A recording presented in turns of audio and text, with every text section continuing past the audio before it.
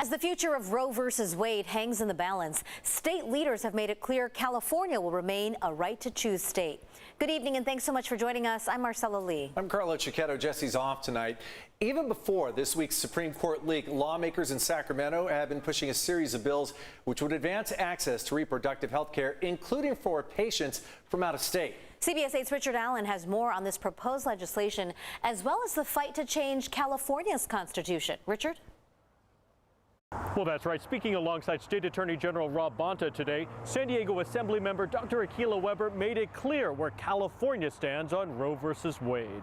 We remain unshaken when it comes to protecting reproductive freedoms in this state. Dr. Weber has proposed legislation that would help low-income patients whose insurance does not cover reproductive health. It will provide grant funding to California's safety net providers of abortion and contraceptive services. This is part of a sweeping package of bills now advancing through the legislative process in Sacramento.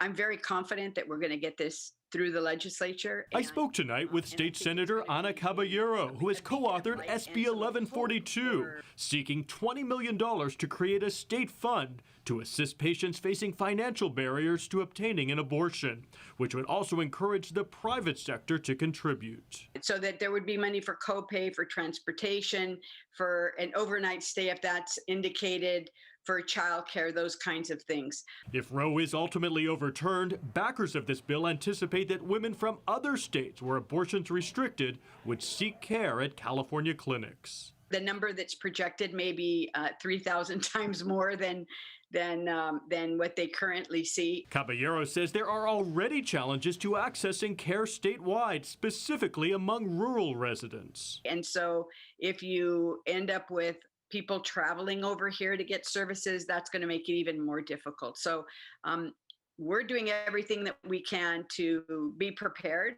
Including pushing for the passage of this bill, which would also set up a website to provide accurate information on accessing abortion services. We will not back down.